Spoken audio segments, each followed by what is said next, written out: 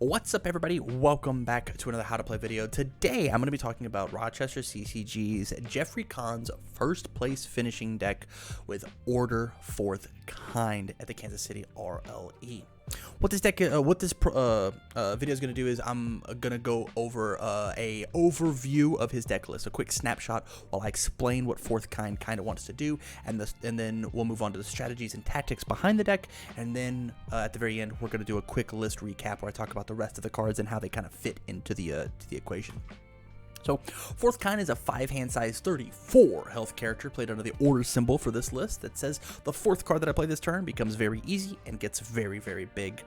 He's as an amazing once per game enhance that on your turn, if my rival has built 6 or more foundations, they commit 4 of them. And then a response that says after I block with an attack card, I can commit him and then pick it right back up. So that feels very, very strong. The strategy of this deck is Fourth Kind loves to punish reckless builds. If you slam on turn 1 and you build 6 and have no cards in your hand, he has no problem just pressing his once per game button and attempting to kill you because he has a ton of stun. He's got a ton of stun that he very easily in 1-2 moves can stun out an absolutely massive deadlocked board. And even if he's not swinging for lethal every single turn, his pokes can be incredibly scary. You never really know when Fourth Kind is going all in for it on the first attack. And sometimes, depending on how you interact with that first attack, whether you block it or whether you don't block it, he could just accidentally kill you for it. And so it's really tough to play this pseudo-guessing game of, do I play as Fourth Kind's wanting me to play? Do I play against it? I'm not quite sure what to do.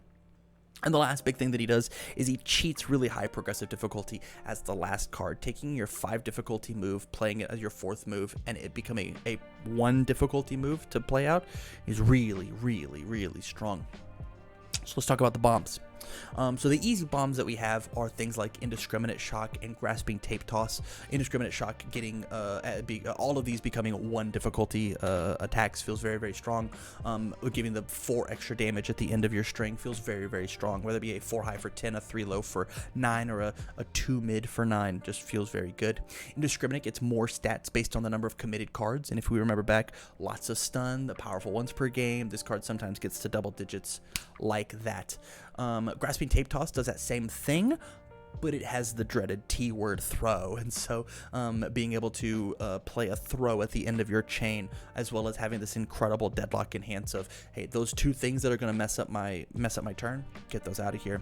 And then lastly, just 1 for all full Cowling Strike, playing a 4 high for 10 at the end of your string that says, I only have 1 card left in my hand, I'll discard this card and then draw 3 fresh ones so that I have ways to block. I didn't commit any foundations because as my 4th move, this came in as a 1 difficulty technique, and I played a 4th, I checked a 5, I'm good, I'm totally fine. The amount of defense that full Cowling lets you have on the back end and still swing for 10 damage is huge. Let's talk about the pokes. We got things like Electric Jolt, High Engine Kick, Vial Seizing, Poke being Electric Jolt being the best poke that you have. It's a 3 mid for 4 that you selectively flip, that you selectively commit one of their cards, and it still deals damage. And so you'll always have a momentum off of this this technique. High Engine Kick being a 4 high for 4, sometimes a 4 high for 8, sometimes a 6 high for 8, sometimes a 6 high for, or 8 high for 8, depending on the cards that you decide to discard to then redraw, refresh your hand. And then the newest addition into the deck, we've got Vial Seizing. This is the way that people used to beat Fourth Kind was that they just went to deadlock. Hey, if I build to 5 foundations, okay, and then I'll build to 11 foundations. Well, now your once per game doesn't hurt me as bad. Well, Vial Seizing now says deadlock enhanced rivals checks get -2 for the rest of the turn, and so yeah, you do have a huge foundation, but all of your checks get -2, and all my moves at the end are going to get really, really big. Making your check -2 whenever I've got a 3 low for 100 Indiscriminate Shot coming in says that I still get to kill you. And so this card feels really good, as well as this is a beautiful breaker 1 block that I get to block and then Fourth Kind to pick right back up. Feels great. Feels great. Onto some flow. We've got things like Draw Power, like Passing the Torch and Calling for Backup that gets to cheat my 5-hand size character, as well as things like Requesting Assistance if I can get one of these pokes to get through, like, I don't know, Electric Jolt, I can flip and re-ready any of my cool foundations, specifically things like Passing the Torch, to try and draw cards not just on defense, but so I can calculate a backswing for my own offense. There's some times where I've seen this 5-hander end their play 5-6 cards in their turn with 3 cards in the hand, and I go, how did that happen? Those were all for lethal. He's like, I don't know, 4th kind.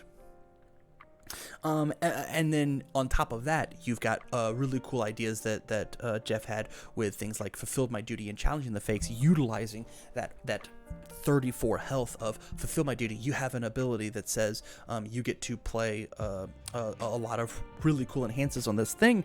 Well, Fulfill My Duty says, no, we're just going to end the enhanced step, essentially make it a flash technique, and I'm down to just take the damage. You didn't get to pump anything on it. I've got 34 health. I'm going to utilize that health. Same thing with Challenging the Fakes. This move gets -1 damage. If I don't block it, your next one essentially has Breaker 2, but except for failing it as an end. I'm down to take the damage if you discard that attack, the next attack you play. Incredible. Super, super strong. And then we've got a ton of disruption that we have inside of our foundation base as well.